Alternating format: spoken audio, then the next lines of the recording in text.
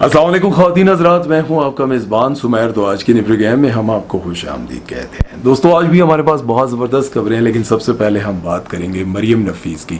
तो मरियम नफ़ीस आजकल social media पर काफ़ी तनकीद की जद में आई हुई हैं। लोग उनको बहुत बुरा भला कह रहे हैं, गालियाँ भी दे रहे हैं। क्यों दे रहे हैं ये तो मैं आगे चलकर आपको बताऊँगा, और साथ में आपको ये भी बताऊँगा कि मरियम नफ़ीस बेसिकली कितनी ज़्यादा बोल्ड हैं और कितनी जो है वो बड़ी फेमिनिस्ट हैं, जिसकी वजह से लोग उनको वैसे भी इतना ज़्यादा पसंद नहीं करते। खैर, ये तो हम आगे चलकर बात करेंगे, लेकिन पहले मैं आपको ये बताता चलूं, इसी वीडियो के एंड पर एक ऐसे जानवर नुमा इंसान के, दरिंदे नुमा इंसान के बारे में बताऊंगा जो कब्रों में पड़ी हुई औरतों के साथ क्या सलूक करता है, वो भी आप जानिएगा, ताकि आप जब अपने प्यारों को दफना कर आ जाते हैं और भूल जाते हैं कि उनकी कहीं पर कब्र भी है, हमने उनको दफनाया भी है, कभी आप लोग जाते ही नहीं है और देखते भी नहीं है, तो इस तरह के जानवर, दरिंदे क्या सलूक करते हैं उनके साथ। बहरहाल, पहले हम बात करते हैं मरियम नफ़ीस की। तो आपको बताता चलूं कि मरियम नफ़ीस आजकल बहुत ज़्यादा ही तनकीद की जद में है, बहुत ज़्यादा उनको गालियां पड़ी है। अभी रिसेंटली उन्होंने एक नए पॉडकास्ट में ये बयान दिया है कि मैं अपने पुराने आशिक से अपने हस्बैंड की इजाज़त से मिलती हूँ, बात करती हूँ और उनको बुरा नहीं लगता। और ये बात कहने की देर थी कि सोशल मीडिया पर उनकी बैंड बज गई, मतलब लोगों को बहुत बुरा लगा।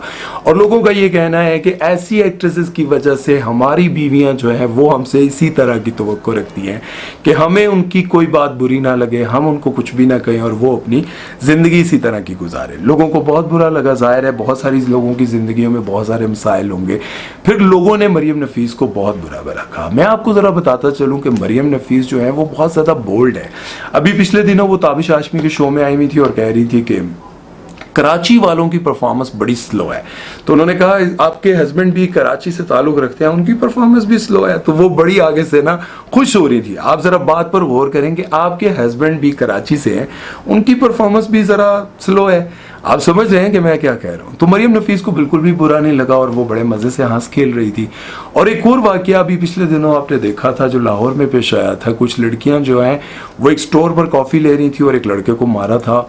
जिस तरह की उन लड़कियों ने ड्रेसिंग की हुई थी, जिस तरह का उनका रवैया था, जो गालियां आप लोगों ने उनके मुंह से सुनी, उन लड़कियों के बारे में मरियम नफ़ीस कह रही थी कि ये बेचारियां बहुत मासूम हैं। और एक तो मेरी दोस्त है जो दूसरे शहर से आई हुई है इस शहर में काम करने के लिए, इस बेचारी के साथ बहुत ज़्यादती हुई है। हालांकि उस लड़की ने उस लड़के को इतना मारा था कि मैं कहता हूँ कि यार, मतलब वो बेचारा इसलिए खामोश रहा कि लड़कियाँ, अगर वो भी बदले में मारता तो क्या था फिर।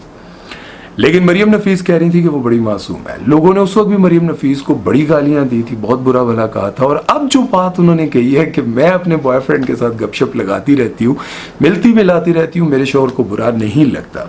तो अब इस पर अगर लोग उनको बुरा भला कह रहे हैं तो वो कहती हैं कि ये क्या बात हुई भाई, मेरी ज़ाती ज़िंदगी है, मैं जो मर्जी करूं, ठीक है, आपकी पर्सनल लाइफ है, वो आप अपने पर्सनल रखें ना, किसी को क्यों बताती हैं। यही बातें सुनकर फिर जो बीवियां होती हैं वो शोहरों को यही कहती हैं कि देखो इनके शोहरों को तो बुरा नहीं लगता। बहुत सारे ऐसे लोग हैं जिनके घरों की जिंदगियां बर्बाद हो जाती हैं इन्हीं एक्ट्रेसेस को देखते देखते। मैं ये समझता हूँ कि और भी बहुत सारी ऐसी एक्ट्रेसेस हैं जो हमेशा, हिब्बा बुखारी को देखे यार, वो हमेशा कहती रहती है कि मेरे शोहर को मेरे साथ कास्ट कर लें, प्लीज़ मेरे शोहर को हर जगह। और ये बड़ी अच्छी बात है कि वो अपने हस्बैंड को इतनी ज़्यादा तरजीह देती हैं। हीरा मानी को देख लें, हीरा हमेशा जो है वो मानी को, मैं मानी की हूँ, मानी मेरे बगैर कुछ नहीं, मैं मानी के बगैर कुछ, मतलब वो हमेशा अपने शोहर को इज्जत देती रहती हैं। और इसी तरह से और भी बहुत सारी एक्ट्रेसेस हैं। लेकिन ये वाली बात जो है कि मेरे हस्बैंड को बुरा नहीं लगता जब भी मैं अपने किसी पुराने दोस्त के साथ मिलूँ या पुराने बॉयफ्रेंड के साथ मिलूँ। तो खैर, बहरहाल इस बारे में अब आप लोग क्या कहते हैं, आप लोगों की क्या समझ में आती है कि इस तरह की चीज़ें। ये वो फेमिनिस्ट हैं जो मरियम नफ़ीस है, जो बहुत ज़्यादा बोल्ड हैं। नॉर्मल वाली फेमिनिस्ट नहीं है कि मतलब आपने कभी जिस तरह हकूक़ के लिए आवाज़ उठाना, ये वो वाली नहीं है। ये वो वाली हैं जो कहती हैं कि बस मेरा जिस्म मेरी मर्जी, पक्का, ये वो वाली है। तो भाई इस बारे में फिर आप लोगों की क्या राय है? क्या वाकई शोहरों को ऐसी इजाज़त देनी चाहिए? लड़कियां खुद भी बता सकती हैं। लड़कियों को कैसा लगेगा कि जब आपके शोहर ऐसे हो जाएं बिल्कुल बेशर्म से, आप लोग क्या कहेंगी? बहरहाल चलते हैं नेक्स्ट खबर की तरफ, बात करते हैं कारसाज वाले हादसे के बारे में। तो कहा यह जा रहा था कि 5 करोड़ रुपया लेकर निताशा को माफ कर दिया गया है। अब उनके वकील ने यह बयान दिया, जरा गौर कीजिएगा, गौर। अब उनके वकील ने यह बयान दिया है कि 5 करोड़ रुपए की खबर जो है वो झूठी है, हमने कोई पैसे नहीं दिए, उन्होंने फी सबीलिल्लाह माफ कर दिया। जरा गौर करें।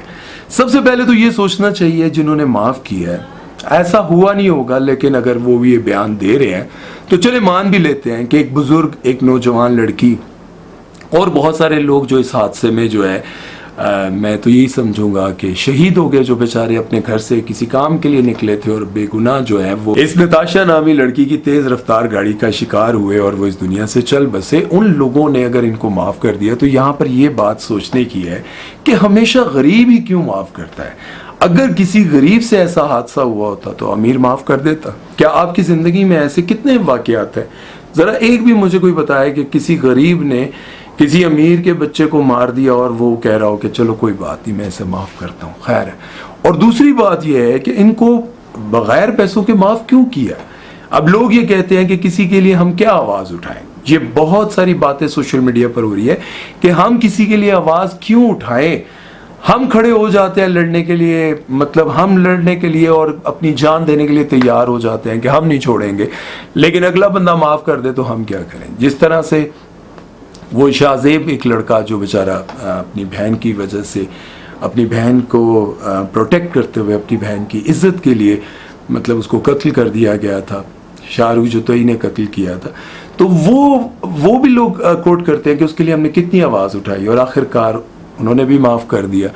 तो खैर, माफ़ करना तो उनका ज़ाती अपना पर्सनल मैटर है, लेकिन जिन लोगों ने उनके लिए आवाज़ उठाई होती है, जिन लोगों ने उनके लिए सोशल मीडिया पर आवाज़ उठाई होती है, वो बाहर निकले होते हैं घरों से, एहतजाज किए होते हैं, उन लोगों को बड़ा बुरा लगता है कि हमने आवाज़ उठाई और इन्होंने माफ़ कर दिया। बहरहाल इस बारे में अब आप लोग क्या कहते हैं। मैंने तो ये भी सुना था कि उनके एक वकील का बयान कि हमने तकरीबन 68 लाख समथिंग जो है दिए हैं एक एक बंदे को जिनकी डेथ हुई है। अब बयान ये आया है कि फी सबीलिल्लाह। बहरहाल आप लोग अपनी राय ज़रूर दीजिएगा, क्या वाकई फी सबीलिल्लाह माफ़ करना चाहिए था? क्या वो इतने मतलब वो क्या दे नहीं सकते थे? उनके पास तो करोड़ों नहीं अरबों रुपए होंगे, तो उनसे लेना कौन सा गुनाह था? माफ़ करना ही था तो पैसे लेके करना चाहिए था। बहरहाल चलते हैं नेक्स्ट खबर की तरफ और बात करते हैं ऐसे दरिंदा नुमा शख्स के बारे में जो कुरंगी से पकड़ा गया है जी। और कुरंगी से पकड़ने के बाद जो है साथ साथ आपको देखकर उसके बारे में, ताकि कोई चीज़ मिस ना हो, कुरंगी से ये पकड़ा गया है शख्स जिसने 5 से 6 कब्रों से, मतलब जो लोग अपनी औरतों को दफना के जाते थे, ये दरिंदा नुमा शख्स नज़र रखता था कि कौन सी कब्र में कब किस औरत को दफनाया गया, और वो इंतज़ार करता था कि ये लोग कब वापस जाएंगे।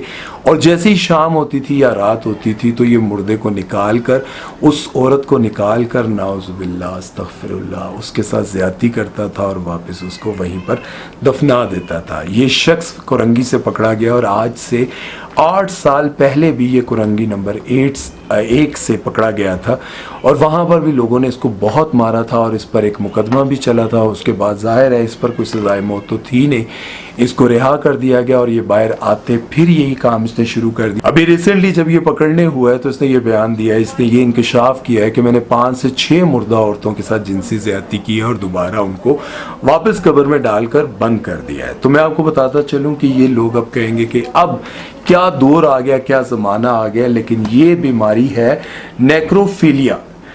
ये आज से नहीं है, जब से ये दुनिया बनी है तब से ये बीमारी चली आ रही है। और रिसर्च करने वाले बताते हैं कि नेक्रोफिलिया बीमारी जो है वो किसी भी शख्स के अंदर कभी भी हो सकती है। अल्लाह ताला ऐसी बीमारियों से बचाए जिसकी वजह से इंसान एक तो जलील और रुस्वा हो जाता है, दूसरा ये है कि कोई शख्स इसको डिफेंड नहीं कर पाता, मतलब इस बीमारी को लेकर कोई यकीन भी नहीं कर पाएगा।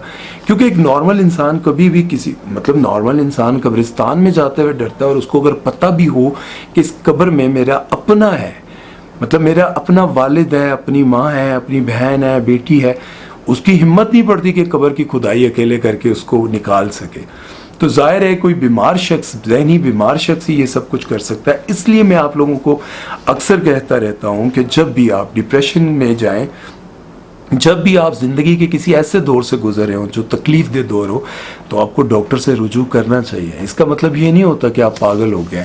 जैसे कभी इंसान के दिल की बीमारी, फेफड़े, गुर्दे कुछ भी ख़राब हो जाता है, पेट में दर्द होता है, सर में दर्द होता है, इसी तरह आपके दिमाग में भी परेशानियों की वजह से कोई ना कोई बीमारी लग जाती है जिसका इलाज बहुत ज़रूरी होता है।